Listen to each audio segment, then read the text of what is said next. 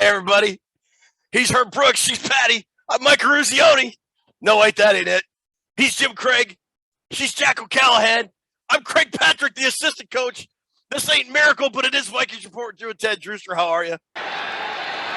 From 61. And he has done it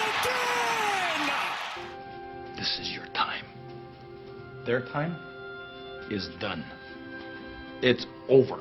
I'm sick and tired of hearing about what a great hockey team the Soviets have. Screw them.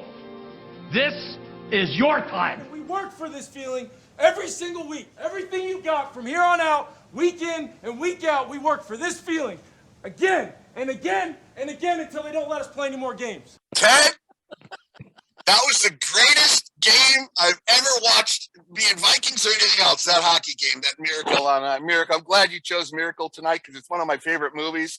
And I'm going to say it right now. It's the best sports movie ever made. For those that don't remember that point in American history, it was like we were beat down. Mm-hmm. Everybody thought America sucked. It was one of those things where that game against the Soviets became bigger than a game. What we have at hand, the rarest of sporting events, an event that needs no build-up, no superfluous adjectives. But manifestly, it is a hockey game. The United States and the Soviet Union. The movie's great, and I get it, but if you weren't there, you cannot convey just how momentous a lift that was for our entire country. And then all of a sudden you get the tying goal, and then you get a Ruzioni's goal with 10 minutes to go, and now it's like, whoa. It was way more than a game, and for me, as a kid, at the time, I was living in East Grand Forks, so a lot of those hockey players were from places like Warroad and Evelyn and Bemidji, and they were Minnesota kids. They were Minnesota college kids, not much older than I am, and a couple guys from Boston. But let's just focus on the Minnesota kids that took on the greatest hockey machine I would argue the world has ever seen, because the Soviets back then were a machine. Those commie bastards.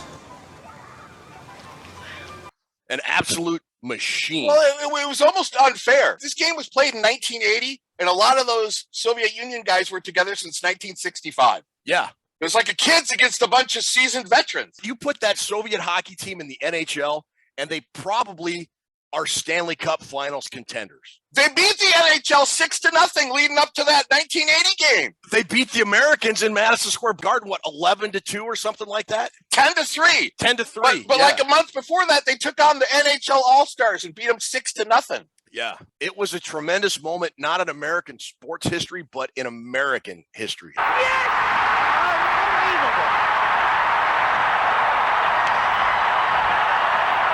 I get goosebumps just thinking about that game, and I get choked up watching that movie when they beat the Soviets. I mean, I don't cry. I'm not a crier. I've cried like 2 or 3 times. It's about as close as I get watching that movie, because it takes me back to that point in my life, and just like, man, how awesome was that? February 1980, I was 15 years old watching it with my brother. And you remember we took the lead on a Ruzioni's goal, 4-3, with like 10 minutes left in the game. Yes. That was the longest 10 minutes of my life.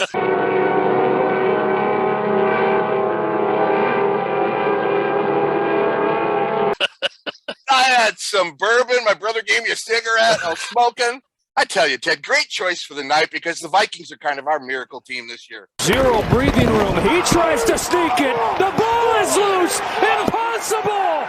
It is a touchdown on their last breath. And the coach was Herb Brooks, University of Minnesota coach at the time, for those of you that don't know. And he's an iconic figure in the state of Minnesota. That guy was brutal. So, like, people don't understand back then how intense the rivalry was between Minnesota kids and Boston kids in college hockey. It was like putting Michigan and Ohio State together on a hockey team, and then having either Woody Hayes or Bo Schembechler being the coach of the entire team. Well, how about it, boys? Look like hockey to you? More like a couple of monkeys trying to hump a football to me. I don't know. What do you think, Craig? Yeah. You want to settle old scores, you're on the wrong team. Brooks was just a genius in saying, well, all right, look, to get these guys to gel as a team, they have to have a common enemy, and I'm going to be that common enemy. Right. And it's just such a great movie. You want me to play, huh? Is that what you want? I want you to be a hockey player. I am a hockey player. What about when they're on the line? Again. The other coaches were getting mad at him, turning the lights off on the rink. Again. superb. Come on, Craig, blow the whistle. They concentrated a lot about the last guy that was cut for the U.S. hockey team in 1980 because Herb Brooks was the last guy cut from the 1960 U.S. hockey team, the last U.S. team to win the gold medal, and that was in Squaw Valley, Utah. And Herb Brooks, they were interviewing him about this movie, and Herb Brooks was telling the guy, so after I got cut, we're watching the Olympics on TV. I'm sitting on my couch at home in my living room, and my dad, as the U.S. is winning the gold, my dad looks over at me and says, Looks like the coach cut the right guy, didn't he? Oh, can you imagine your dad just dropping that bomb on you like that? Thanks, Dad. Wow. Anyways, I think the Soviet coach lost that game for him by pulling Tretiak. Boys, you just put the best goaltender in the world on the bench. He did. Oh, he was a great goalie. You don't pull him. That's like pulling Mahomes at halftime. Yeah, he was the best goalie in the world. Yeah, it's like pulling Mahomes at halftime for throwing 2 interceptions. You don't do it. So how you doing? You doing all right? Doing great, Ted. We didn't have a post-game show. We didn't get to talk about that big Giants victory. Anything you want to touch on about that? Greg the Leg, 61-yard game winner. So when he lined up for that field goal, first of all, Ruby, how you doing? And did you think when Joseph was lining up for that 61-yard, he was going to make it? Hey guys, I'm doing good. 100%, million, trillion, billion, no. I told Drew, he's not going to make that. I didn't think he was either. Did you think he was going to make it, Drew? Not after Tootsa said that. But I actually had a feeling he was going to hit it because he makes the ones you don't expect. Yeah. If it was a 27-yarder or something, I'd have thought, no, he's not going to hit it. You know what's weird is there's been, I think, 15,720 NFL football games, and there's only been 33 made field goals over 60 yards. About as astronomical as the Americans' chances of beating the Soviets in 1980. Yeah, I bet you the odds are right around the same. You know what, Ted? When it comes to the Vikings, and Herb Brooks said it best, I'm not looking for the best players. I'm looking for the right players. Yeah. What is with the Vikings winning another close game, Ted? Everybody's been saying all year Vikings have been lucky. Look, when they were 2-1, 3-1, maybe even 4-1. Oh, okay. I think it was Jordan Hicks, who was a player for the Minnesota Vikings, said this after the game Saturday. They said, hey, look, another one-score win, fourth quarter drive. Do you feel like it's lucky? And he said, look, at some point, it's not luck anymore. This is who we are, and we know what we need to do. So maybe at some point it isn't luck. And I crossed that threshold of it being more than luck probably about 4 or 5 weeks ago, maybe 6 weeks ago. After they had 6 or 7 wins, it's hard to say when you consistently do these things that you need to do to win the game, you're more than lucky. The only stat that matters is the Vikings are what? 12-3. And you have to execute to get in position to have these plays, don't you? Yeah. Enough with the luck. They may not be a very strong defensive team, but they are the best fourth quarter team in the National Football League. Yeah. I'm just really tired of this. Well, they're a bad team that's just gotten lucky. No, they're not. They're not. They're a good team that executes when they need to execute, and they make enough plays to win the game. You know what I have to say? What? I'm cooler than you are. So why don't you light the lamp like Micah Ruzioni and light this candle? He's right. He's right. The Russians just pulled the best goalie in the world, so light this candle. Yes! Resume the countdown! All right, I'm cooler than you are. Why don't you fix your little problems and light this candle? He's right. Let's light this candle. He surely is. Light the candle. Yes. Resume the countdown. All right, before we get going, a couple quick things. Ruby's going to run a quick promo about Purple Pain Forums and our website, VikingsReport.com. So, look, we got a big show tonight. We got Vikings NFL news. We got hashtag Nobody Cares About Your Fantasy Team. We got our Super Toe Challenge. We got our preview. We got trivia. But before we get going, PurplePainForums.com. Purple Pain Forums, that is the best Minnesota Vikings chat room around. It's better than social media. Like, you just get so much crap on social media, just these negative, trollish comments. You don't find any of that over on Purple Pain Forums. Funky Town and Dan Chat do a great job of moderating that board. And it's not just Vikings talk. It's college football talk. It's stuff that's not even related to sports. You can talk politics there if that's your thing. But it's well moderated. It's very respectful debate. A lot of great folks there. Great original content. Great contests. PurplePainForums.com. Go check it out. The other site we'd like you to check out is VikingsReport.com. Our website has links to all of our social media accounts, links to Purple Pain Forums, sections in the webpage for all of our contests. You can see the latest updated standings for Nobody Cares About Your Fantasy Team and Super Toe Challenge. Just a great site. Ruby's done a hell of a job getting that all set up. If you want to see the Vikings Report Vault, go check that out, and you can see what prizes are available. We give away prizes at the end of each live show we do. We got a link to our Zazzle page where if you want to buy a coffee mug or a travel mug, you can do that as well. So VikingsReport.com, go check that website. Ted. It's a big week. Rivalry week. Yeah. Go to Lambeau and play the Packers. It is. Our college teams have pretty big games on New Year's Eve tomorrow. They do. I think you got a better matchup than my college team does, but we'll see how it goes. Can you imagine if both our teams play for all the marbles? No, I can't. That would be crazy. That would be a crazy season. Wild. All the way. But it's been crazy football season up till now. As crazy as this football season has been, it kind of wouldn't surprise me if that happened. I think Georgia may butt pucker.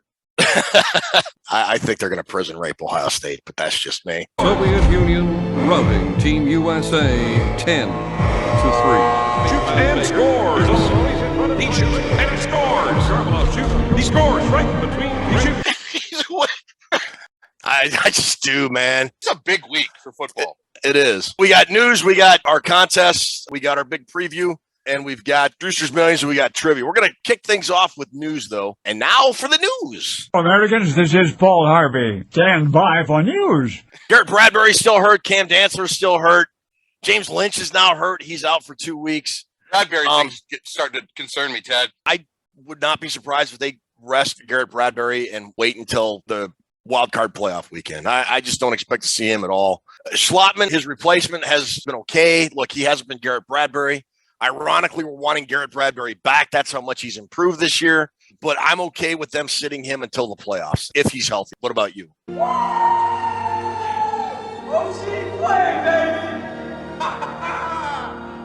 Yeah, but now I'm starting to worry about the playoffs. You watch football, you know the hamstrings, high ankle sprains, back injuries. Those are the ones everybody says 2 weeks, and then 2 months later, you're still not playing. Those are the three things. The high ankle sprain especially. If it means having it back for the playoffs, by all means, do it. Mm-hmm. Who else is injured? We got any more injuries for the Vikings? Cam Dantzler was a late scratch, I think, last week coming off IR. But, again, Duke Shelley's been playing well in his place. So it's not as big of a loss as we thought. You know, like Caleb Evans is playing well. Patrick Peterson, of course, is playing well. Shannon Sullivan's even not doing too bad. So, I mean, the Vikings have found a little bit of depth. You know what, Ted? You look at the cornerback unit of this team the last 3 seasons. It's like a MASH unit.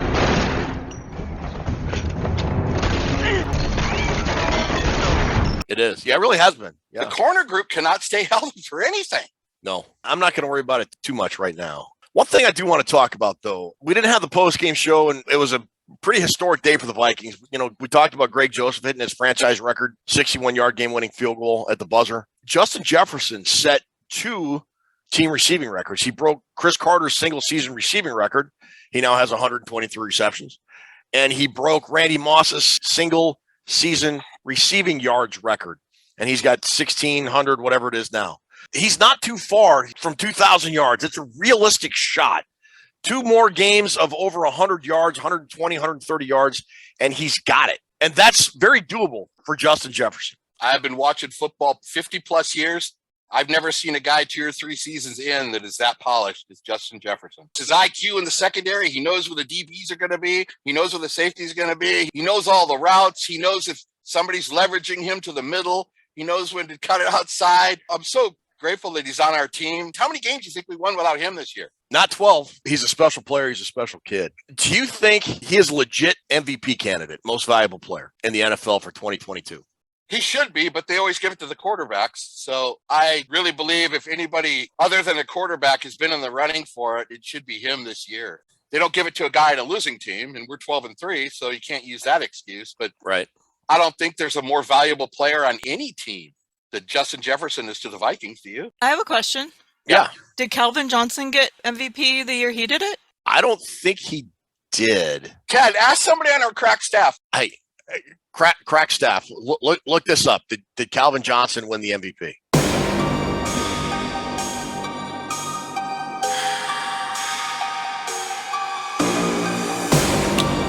We either have a crack staff or an on crack staff. I can never figure it out. Nope. The last non-quarterback to win the MVP, Adrian Peterson, 2012, when he had his 2,000 yards. Who's the last receiver? I don't see a wide receiver that's ever won it. Jerry Rice never won it? No. Well, then that would be a first. So who won it over Calvin Johnson that year? would have been, 2016? I think when he did that would have been Matt Ryan. We'll see what happens there. All right, folks, we should have wished you an almost happy New Year. We're about ready to turn the calendar to 2023. A lot of people make New Year's resolutions. Drew, do you make New Year's resolutions every year? No, Ted. I set my standards in my life really low. That way nobody expects much out of me. I make very easily attainable ones. I'm going to drink some beer in 2023. That's New Year's resolution.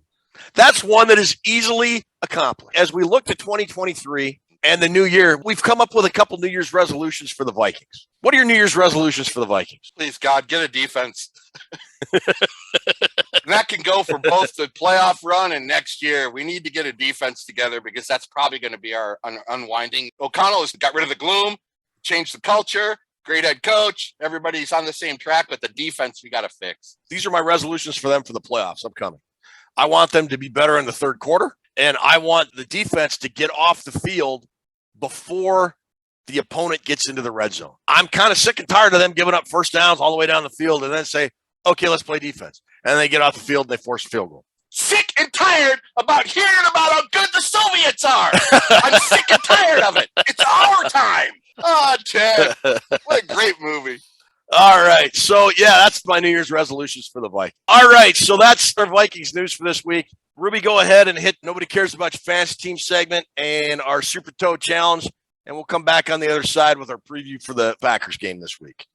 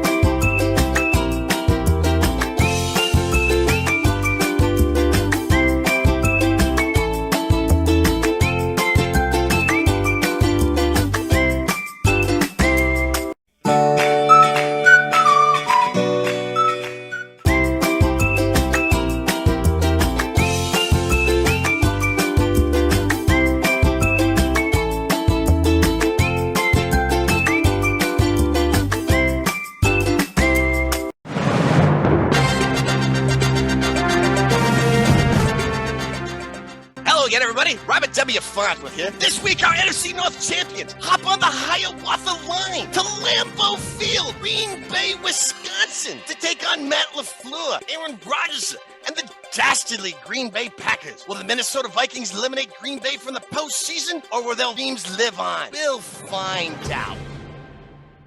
All right. Well, this week, the Minnesota Vikings head to Green Bay, Lambeau Field, take on the 7-8 Green Bay Packers, that team from Wisconsin, as we like to refer to them here. Still a big game for both teams. Vikings still have that lead on San Francisco for the second seed. The Packers essentially need to win out and get some help to make the playoffs. So this is a big game for them as well. It's going to be an old-fashioned barn burner, as they used to say. What is the weather going to be? Do we know? 35 to 39 with an 83% chance of showers. Really? Did my homework on that. I don't prepare a lot for the show, but I did get the weather report. Could be a lot worse. So what we'll do is we'll move off to the side. Ruby's going to put up our big board here, which is our tribute to the old NFL Today show with Brent Musburger and Jimmy the Greek Snyder. You can see our categories. We start at quarterback. We end with intangibles. What are intangibles again? Stuff you can't see, son. Like Kirk Cousins' inner drive this season. You just can't see it. You can only feel it when he does it, which is what she said. Well, let's dive into this preview because it's going to be a big game, as they always are, against that team from Wisconsin. So I'll kick it off with quarterback, as I usually do. We've got the two premier quarterbacks in the NFL this year, Kirk Cousins and Aaron Rodgers. Rodgers, the two-time defending MVP, has been battling a thumb injury. His numbers are down somewhat this year. He's thrown 11 interceptions, his most since 2010, and he's only thrown double digits in interceptions twice in his career. That's 2010 and then this year. Not the same guy he was, but he can still kill you. If you watch that Dolphins-Packers game on, I believe it was on Christmas Day, he kind of looked like the Aaron Rodgers of old, kind of elusive in the pocket, making plays, getting the ball to his receivers. But that said, man, it's not Aaron Rodgers' time anymore. Like, the media is trying to will the Green Bay Packers into the playoffs just to see Aaron Rodgers make one more run. I think he's done. I think the Packers are done. I don't think they're going to the playoffs this year. Even if they do beat Minnesota, a whole lot of other things have to fall into place for it to happen, and I don't think it will. Look, Kirk Cousins is fourth in the NFL in passing yards, fourth in the NFL in touchdown passes, fourth in quarterback rating. He's right up there with Mahomes. He's right up there with Burrow. He's right up there with Allen. He is an elite quarterback this year, whether you like it or not. If you don't like it, suck it, because he is. Kirk Cousins is the guy I'm picking. I had a tough time on this one, and I can't disagree with everything you just said, other than the fact is we do these previews for these specific individual games. Mm-hmm. And beginning of the year was Cousins in that opening week, the first week of the season when we played that team from Wisconsin in our house. Cousins was clearly a better quarterback, but I think Rodgers is a different guy 4 months later right now. And for this specific game, the elements in his field, they're going to be playing their ass off because if they lose, they have no shot at the postseason. For this game, I had to give my check mark to Aaron Rodgers because these are the kind of games we don't win. Plus, the officials are going to give Rodgers every call in the book. And this will be the last episode of Vikings Report with Drew and Ted. It's been a whole lot of fun. Drew, you've been great, and we're over. I didn't want to select him, except I got to be honest during I get why you would. I mean, I get the whole playoff angle. I do. I truly do. But the Vikings have that second seed still out there. If the Vikings can win out and Hurts can't play, there's a chance the Vikings, it's remote. It's very remote. So I think the Vikings are going to be just as motivated to do well in this game. And Kirk is going to be just as motivated to do well to A, maintain that second seed, and B, who knows? Maybe catch Philadelphia. It's doubtful, but with Hurts out and Minshew having to play, who knows? We'll see. You make a good point. That gives me enthusiasm.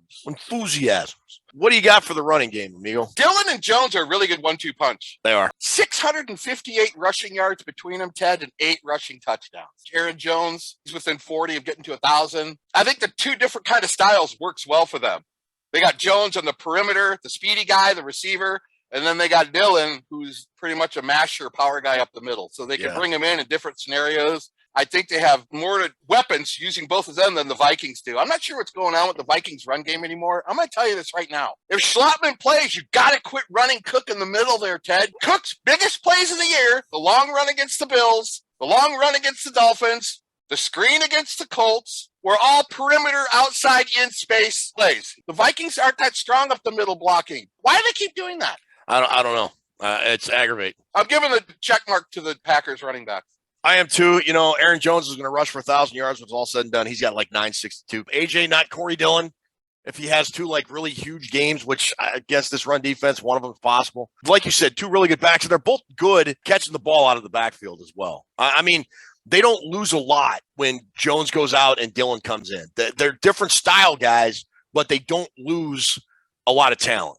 The first game we played against him in week 1, Dillon was the leading receiver. 10 catches and a touchdown. And Dillon was chewing up the Vikings between the tackles running the ball. Not Matthew Dillon. No. That would have been Dodge City. So, and not Matt Dillon, the actor. What's the last movie Matt Dillon's been in, Ruby? The Outsiders. Is he a pony boy? He was in that movie. Yeah, he was Darren or... Derry? Derry. Was he Derry? Okay. Yeah. Stay gold, pony boy. Stay gold, pony boy. Tough hair. We are mentally not right. So mentally. So you're giving a check mark to the running backs of the Packers. How can you not give the running game check to the Packers in this case? However, for the receiving game, I mean, everybody talks about Alan Lazard and Randall Cobb and, oh my God, Christian Watson. Blah, blah, blah. Shut up, they suck. I'm sorry, they're not great. They're not. They're not. Christian Watson has like 7 touchdowns. Okay, he got him in like a 3-game span. I was without Wi-Fi, so this storm kind of screwed up my Christmas plans because my youngest daughter was going to fly home from Portland, and she couldn't come home because of the storm, and our Wi-Fi was out for the better part of 3 days. I had more drop calls in 3 days than I have ever had in my life, and it was still not as many drop calls or drop passes as Christian Watson and Alan Lazard. And Romeo Doubs, he might even be dead. I don't know. I haven't heard from him. He might be in witness protection. I don't know. Vikings receivers get the check mark. So how's that for analysis, baby? That is top-notch analysis right there, Ted. I am, too, giving the Vikings the check mark for the wide receiver for the foreign Norseman. Did you know what the wide receivers did in the first meeting against the Vikings? Christian Watson dropped that ball in the very first pass, very first play of the game for Green Bay. Dobbs had 1 catch for 11 yards, and Watson had 1 catch for 7 yards. Oh. That's 2 catches for 18 yards, if you do the math right. They're a lot better than they used to be. I'm not saying they're the same guys, but it's going to be hard-pressed for anybody to pick against the Viking receivers. It's just, can Cousins come through with the big pass? But I'm giving the Vikings a check mark, too. Okay. What about O-line? The last 4 games, Jets, Patriots, Lions, and Giants, the Vikings have allowed 17 sacks. in those 4 games. Yeah, Kirk's getting hit an awful lot. They have now allowed 45 sacks on the season. Last year, they allowed 30, which is 15 less, and they still have 2 games to play. The O-line is looking worse and worse as the season goes. I don't know what's going on. Run blocking is lacking as well. I'm not sure what's happening. The Packers may have trouble at tackle. Both their tackles seem to be hurt all the time, and they're out. Yeah. And the Vikings got the advantage of tackle. But let me tell you where the Packers have a considerable favorite in this game. That is with Josh Myers, Jenkins, and Runyon. Yeah. Their interior of their O-line is much better than ours. Yeah, I think so. And that's where they like to run the football. And that, at the end of my research, that's why I've given the Packers a check mark on the O-line. The Vikings O-line seems to get worse every week. What is going on with those guys, Ted? It's amazing to me that we're saying this, but I think Garrett Bradbury is missed in the middle of that line. The Vikings offensive line was doing pretty well until Garrett Bradbury went out. And now they're just kind of treading water. The offensive line plays as one group. And if one guy is struggling, now you've got guys like Cleveland and Ingram kind of looking over. Does Schlotman need help? And they're not worrying about their guy.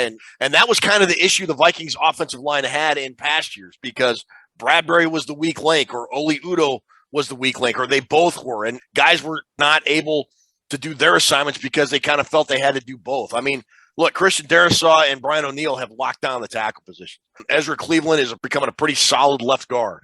I think Ed Ingram, his game is picking up, but until Bradbury is back, I think you're going to see this inconsistency in the offensive line, which is why I'm giving it to the Packers as well. Not to make it excuses for the O-line, but they've given up 45 this year and only 30 all last year. Yeah, I think we're playing some better interior guys this year too. I mean, Buckner, you can name all the interior guys who've been playing the last 6 weeks. There's been some really, really good players that could maybe play a part into why they're giving up so much pressure on Kirk Cousins. What do you got for D-line, amigo? Russ Blacklock hasn't played well. He's kind of been injured. Karice Tonga has played well. I mean, like low-key, that guy has played some good football. Yes, he has. What's his PFF's like 90 or something? 77. Tonga's in a 77, yeah. Phillips and Thomason, I think, are playing pretty well. But when you look over, the Packers also run a 3-4 like the Vikings do. Kenny Clark, having a down year by Kenny Clark standards. But when you look at Kenny Clark versus Austin Schlotman and compare that to like Dalvin Thompson or Harrison Phillips versus Josh Myers, I think the advantage there is to Green Bay. So for that reason, I'm going to give the edge to the Green Bay Packers defensive line here. Although I like the Vikings and that their depth seems to be getting better, the Packers just seem to have the better matchup this week. Yeah, for the first time in Vikings report big board history, I didn't give a check mark to a position. I just said I'm going to go with whatever Ted picks because I cannot pick the D line. And here we go. Kenny Clark, one of the best interior D linemen in the league. We got another one. We just mentioned Buckner and all the guys we just faced. Yep. Dexter Lawrence, we just got done playing him. They should not be running that ball in the middle with Kenny Clark. You're going to end up wasting downs. Week by week and preview these games, the front defensive line is almost turning into, maybe we should change it to the front 7 because all those positions are so interchangeable. Yeah, Smith and Danielle Hunter are kind of playing a hybrid linebacker end position, depending on what their assignment is on the play in the situation. So, yeah, I could see that. What about linebackers? It was really close for me, Ted, but I still like the Vikings linebackers. The Packers have 4 good linebackers, but really it's all about Preston Smith and Devondre Campbell. Mm-hmm. Those are the 2 playmakers they got as linebackers. Inigbare and that other guy, Quay Walker, they're just marginal guys. And they really took a blow when Rashawn Gary got hurt, too. He's on injured reserve, and so is the cornerback, Stokes. They lost both those guys from their defense. Dillon killed us out of the backfield in that week 1 matchup we played on the first time. The Vikings have got to control that zone. They got to control the flats with the running backs. They got to pursue to that area. Maybe get Asamoah some more snaps in this one because he's a speedy guy laterally. Yeah. I think he should be playing more anyway. But I like the Viking linebacker unit a little bit more right now than the Packers do. But, Devondre Campbell and Preston Smith, if you watch that game on Christmas Day against the Dolphins, man, they were destroying the Dolphins. They were, yeah. They're very good linebackers, and you got to track them. But I'm still going to give the Vikings a check mark. I'm picking the Vikings linebackers, too. I mean, Danielle Hunter, I think, had 3 sacks last week. He's really starting to come on since Ed Donatel realized, hey, maybe it's a good idea if I have my best pass rushers rushing the quarterback. What a novel idea. Just stupendous strategy. Yeah, I like the Vikings linebackers here. Brian Asamoah I thought he had a very good game last week. He had that forced fumble recovery. That was beautiful, wasn't it? The Giants. The guy, he doesn't look like a linebacker. He's not a very big dude, but what he lacks in size, he makes up for in speed and the ability to get to the point of attack, which is something guys like Eric Hendricks and Jordan Hicks have sort of struggled with at times this year. I'm going to give the the Vikes the check mark here. All right, secondary. Look, the Green Bay Packers, I think, are third in the NFL in passing yards allowed. They're pretty good. The Vikings are 32nd in the NFL in passing yards allowed. So it would be almost malfeasance on my part to pick the Minnesota Vikings. You know, the Vikings have faced some of the best secondaries in the NFL this year, and the Vikings have absolutely shredded some of these defenses. Sure. So I think the Vikings are going to have success, but the Packers secondary is still better than Minnesota's. It just is. We were going to go out on a limb and give them the check mark 2 weeks in a row, but we can't do it. I'm not. No, I'm not. I think our safeties are a little better with Smith and Bynum compared to Amos and Savage. Yeah. Amos is one of the best tacklers in the league. I think he's missed 2 tackles all season. They may have a little bit stronger corner group, but the receivers come into play. If we could tear up the Jets secondary, we should be able to move the ball against them. Yeah. If the Vikings can run the ball, then they certainly would be able to make up passes, but it can't be in 2nd and 15 all day. No, they can't. I think I'm going to give the Vikings the secondary, Ted. Whoa, look at For 2 weeks in a row, I am. I think they're going to make a big play. I like the way Shelley's playing, and I think they're due for a couple interceptions on Rodgers. Happy New Year indeed, Mr. Bunting. I think I am going to give him, and I can look dumb. I've looked dumb before, probably within the last week. All right. What about red zone? Red zone, both teams, week 1 when they played the first time, they were both 1 for 3 in the red zone. That was 4 months ago. Both teams have changed a lot.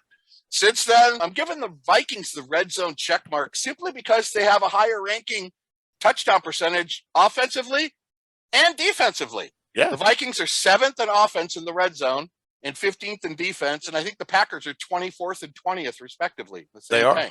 Yep. Vikings rank higher. Vikings get my check mark. Okay? Same here for me. Those rankings for the Packers was kind of surprising. They're supposed to have this really great defense, really good offense, and they've just kind of struggled in the red zone all year on both sides of the football. So in the Vikings defense, look, say what you want. They give up a ton of yardage. I mean, a ton of yardage.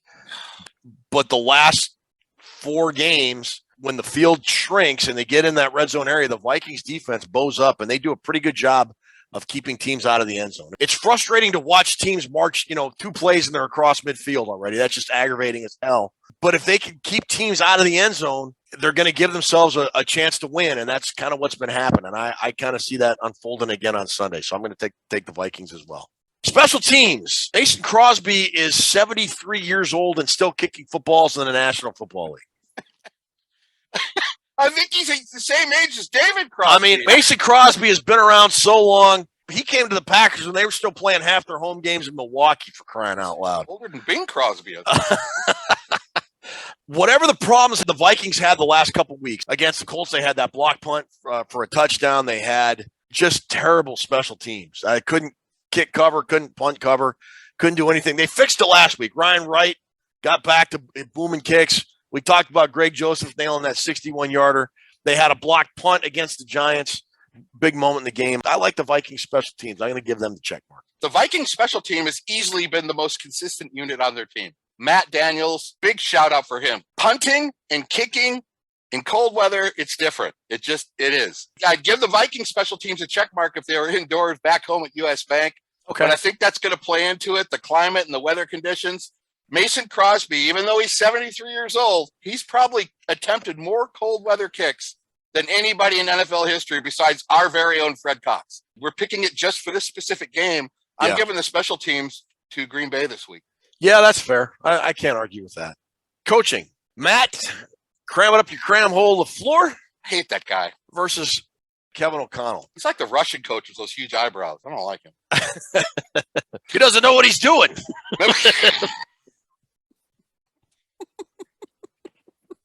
He has no idea what to do. And he's sitting there twiddling his eyebrow. I could knit 12 sweaters with the Russian coach's eyebrows. Here's the thing. If we go week by week, the Packers currently sit at 7-8 with the 2-time back-to-back MVP at quarterback. You come into the season, you're supposed to have one of the top defenses in the NFL. Yeah, a couple guys have been hurt, but everybody's gotten hurt. And you're supposed to have better receivers. You got Christian Watson in the draft after you swore you fleeced the Minnesota Vikings in that second round. You got Alan Lazard. You got Romeo Doubs, whatever. Matt LaFleur has tremendously underachieved this year. And this is the first year he's really faced adversity as a coach. I mean, look, man, he's had it pretty easy his first 2 or 3 years in the league. 13 wins and 14 or whatever the hell it was.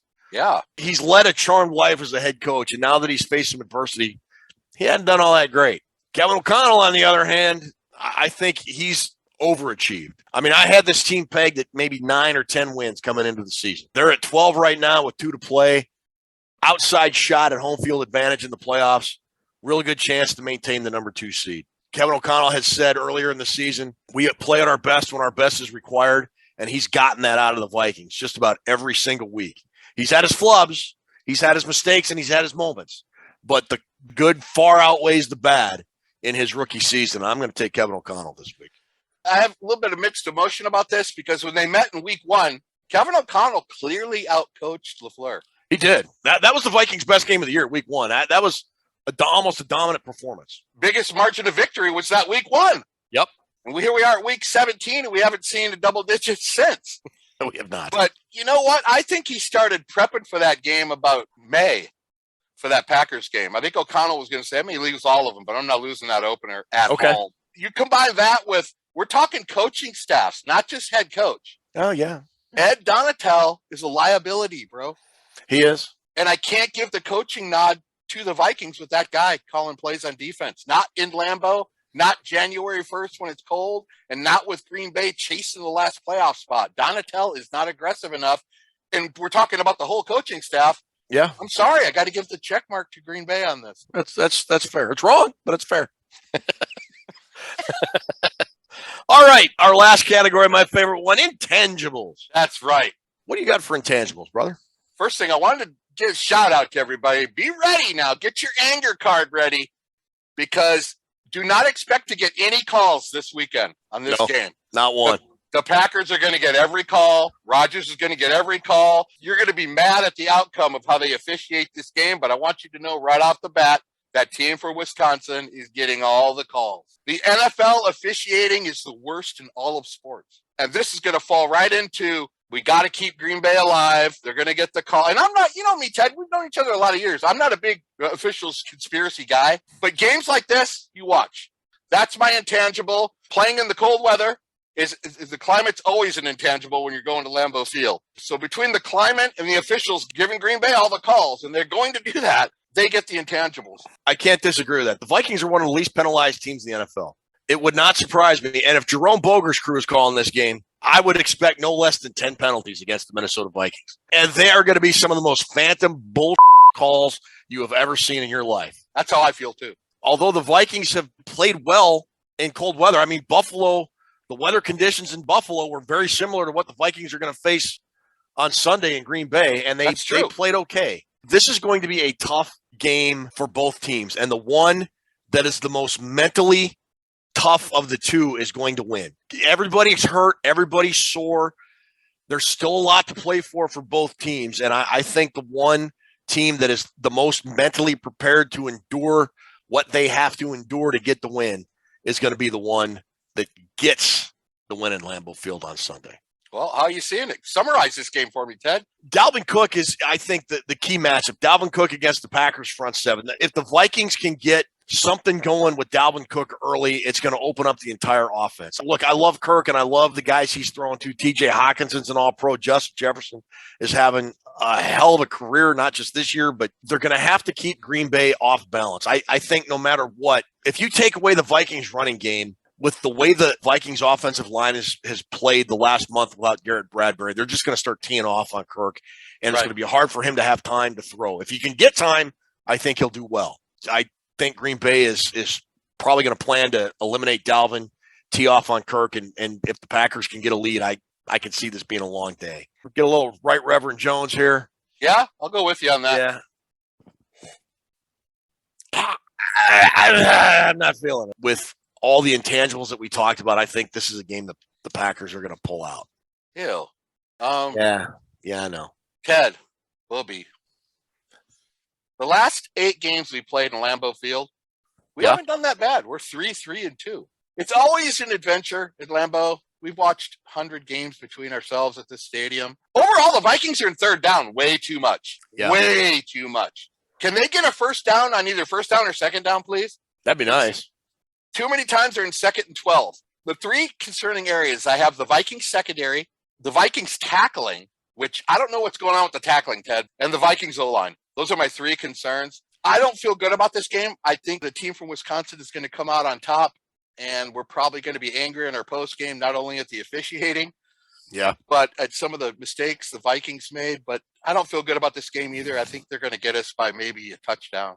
Yeah, I think so too. My last note says I think they're hungrier than us. Yeah. It seems like they're going to have a little bit more playing on the line. All right, so that'll do it for our preview. We're going to go ahead and take a break. Gabriel's going to come back, introduce us to Drewster's Millions, and then I'm going to give you my picks after that, and then we'll roll right into trivia.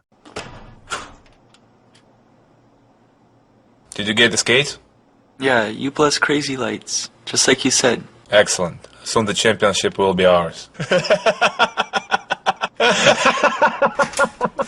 USA Prime Credit, I am Peggy, here for you. Peggy? My card's not working. Yes, it's common problem. Look, come on, Peggy. I need some help. 3 weeks. Look, I'm Tim Thomas. I'm good for the fair. You're not Tim Thomas. This is Tim Thomas. Peggy. Hey, here's your pizza. Oh, dude, thanks. I'm starving. How did that happen? Do you mind if I use your bathroom? Hey, Max, I'll trade this PB&J for that bologna sandwich now, and a piece of fruit to be named later. Come on. Yeah, throw in the cookies, Doug, and it's a deal. Kid's an animal. We are back with Drewster's Millions and SKOL Vikings. Yeah!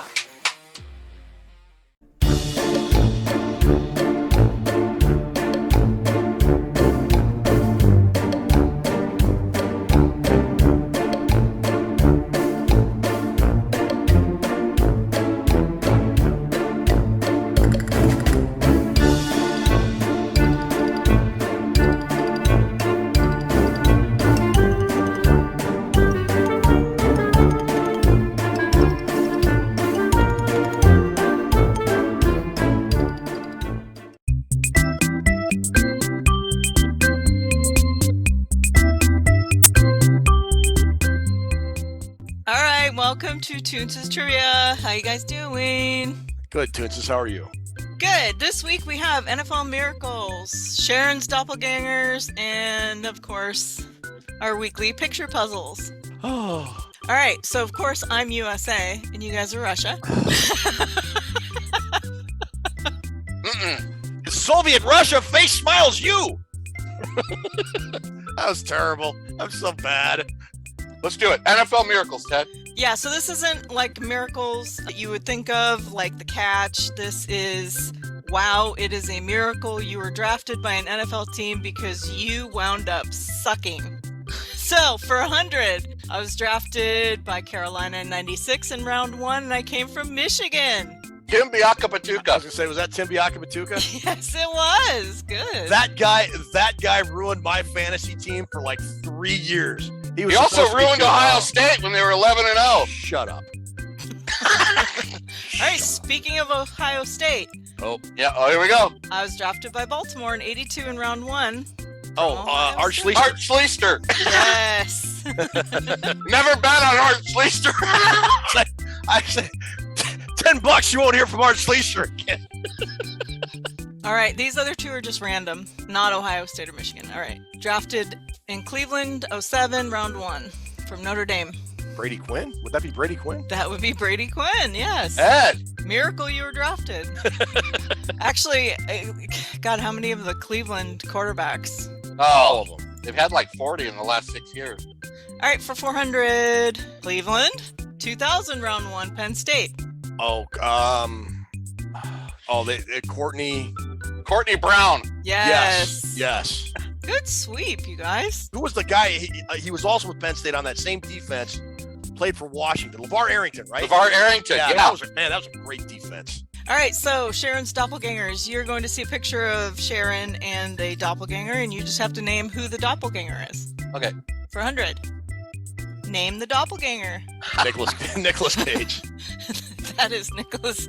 Oh, why did I put Nolte? I don't know, but that's Nicolas Cage. That is Nicolas Cage. Sorry, that's my mistake. You're correct. Nicolas Cage Rogers. All right. Name the doppelganger. Michael Scott. Isn't that weird? That is. Yeah. That is. Yeah. That is Steve Carell Rogers. All right, for 300, name doppelganger. Ellen DeGeneres Rogers. Yes. That is correct. All right, for 400 in the sweep, name the doppelganger. Ned Flanders Rogers. Yes. All right. When Ned Flanders makes your show, Ted, you got a good episode going. Yeah, I think so.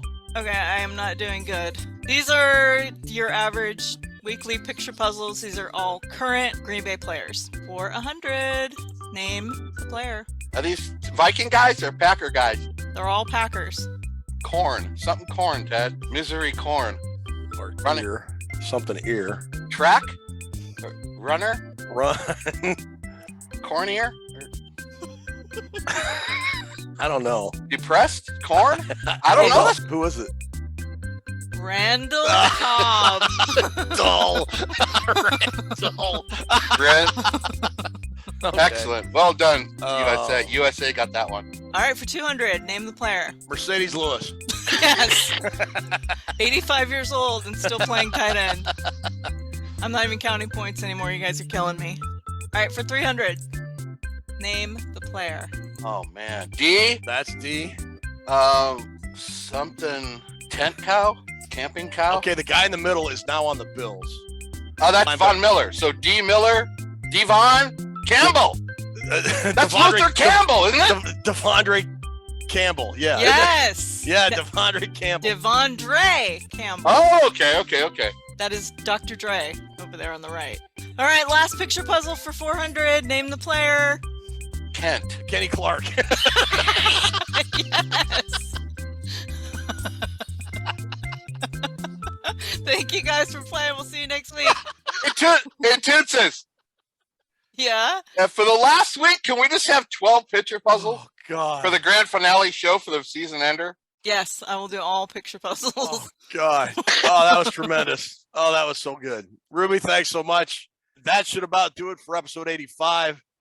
Drewster, Sammy White episode. One of my absolute favorite players growing up. The only thing people remember him by is that hit Jack Tatum gave him in Super Bowl 11. He's a great receiver. Much more than that. As always, I have an absolute blast doing the show with you. Thanks to everybody that watches. Thank you so much. Please like, please subscribe. Drew and I and Christopher Gates will be back on Sunday at the conclusion of the Vikings-Packers game. We'll try to do better the next time, but for now, Drewster, why don't you take us home?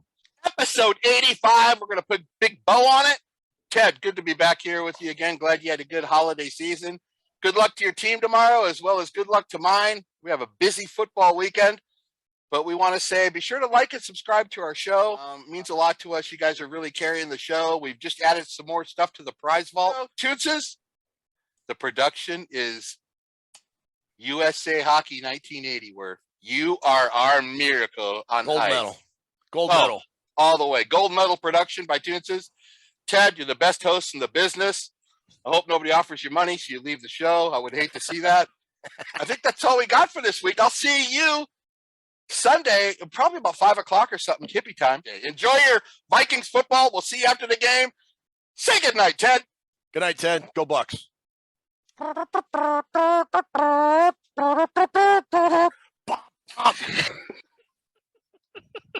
Idiots.